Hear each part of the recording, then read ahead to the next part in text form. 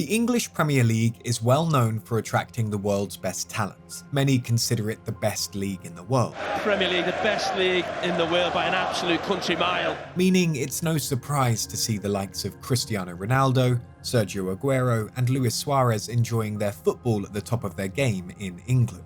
Although many of the league's best ever players are from abroad, a lot of the Premier League's top talent was homegrown and stayed in the league for many years of their career. Steven Gerrard, Michael Owen and David Beckham were the stars of the early 2000s.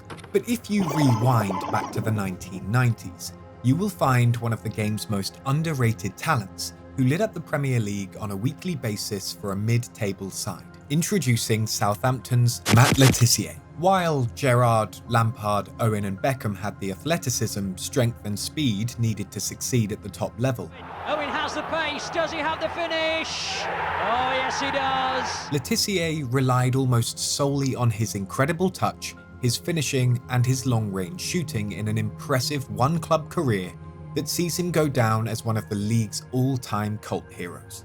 So, where did it all start for Le Tissier? The future Saints legend grew up on the little-known island of Guernsey.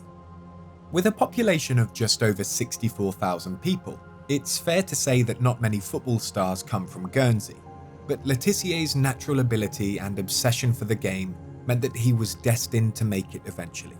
Growing up in a football-obsessed family, Matt idolized his 3 older brothers who all played football locally.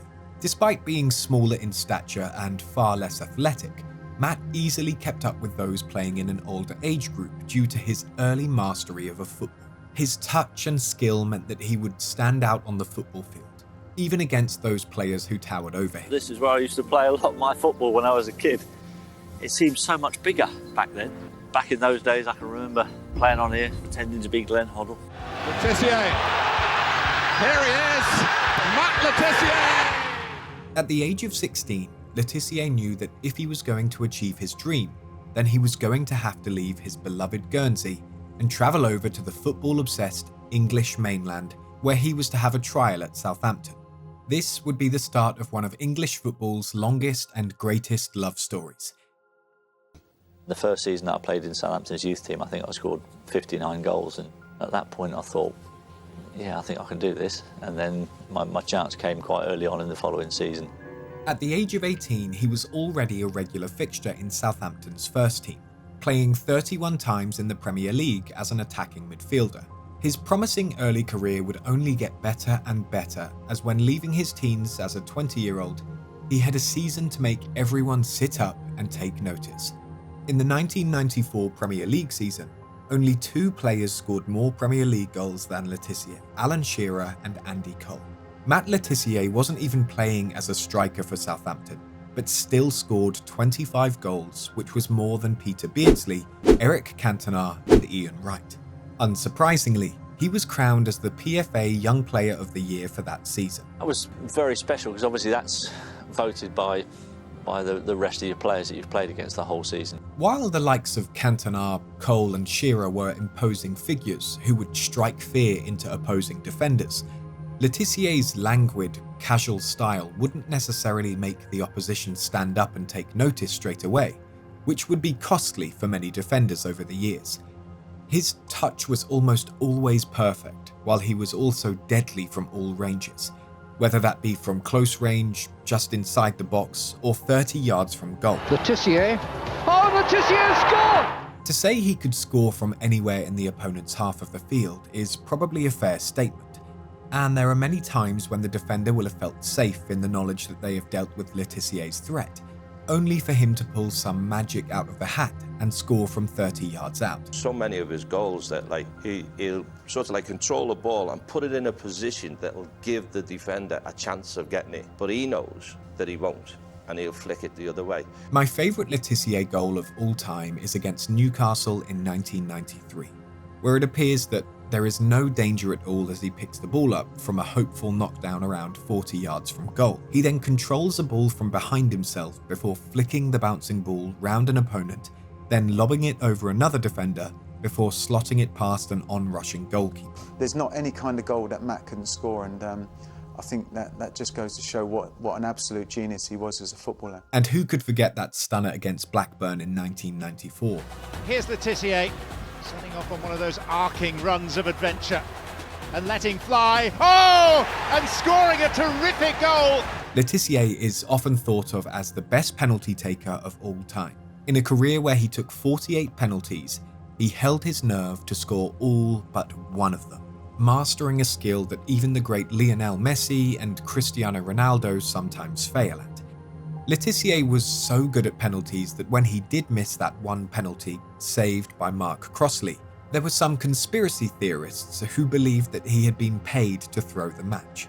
Imagine being that good. What would be your tip to people taking penalties? My first tip would always be to side foot the ball powerfully into a corner. Thanks to his great power and accuracy, he also scored 7 direct free kicks in his Premier League career.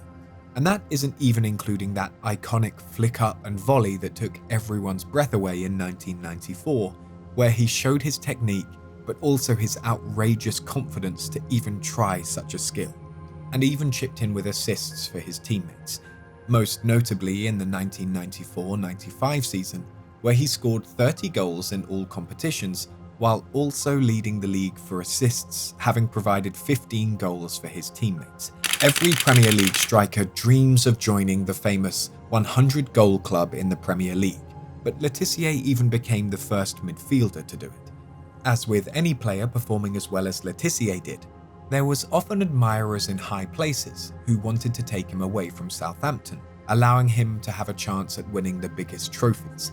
Chelsea tried their best to snatch him away in 1995, when he was in his prime, and they were rumoured to have offered a fee of £10 million. That's pocket change in today's money, but back almost 30 years ago, this would have been seen as crazy money, and would have made Le Tissier the most expensive player in English history. Luckily for the Saints, Le Tissier wasn't tempted and chose to stay loyal. Why did you stay at Southampton your whole career? Why were you so loyal? I love the fans, they were brilliant to me. You wonder what could have been for Le Tissier had he chosen to move away to someone like Manchester United, Chelsea or Liverpool to chase the big silverware. Maybe his England career, which was nowhere near what he deserved for his talent, would have been a much greater success. The fact he only played 8 times for his country is one of English football's greatest travesties. The World Cup was robbed of one of England's greatest ever talents on a consistent basis. And to this day I have no regrets about spending my whole career at Southampton. What we do know is Le Tissier chose to stay, making him by far Southampton's greatest ever footballers, and he will be a hero for life for Saints fans. In a career spanning 16 seasons in the famous red and white stripes, he played 477 games, scoring 174 goals and claiming 47 assists. Remember, all of this was for a team that battled against relegation for almost all of Le Tissier's time with them. At times, he single-handedly helped them beat the drop. Not bad for a player who allegedly had no speed or athleticism. That's what style, skill, and accurate shooting can help you achieve. If you like this, don't forget to subscribe and like the video.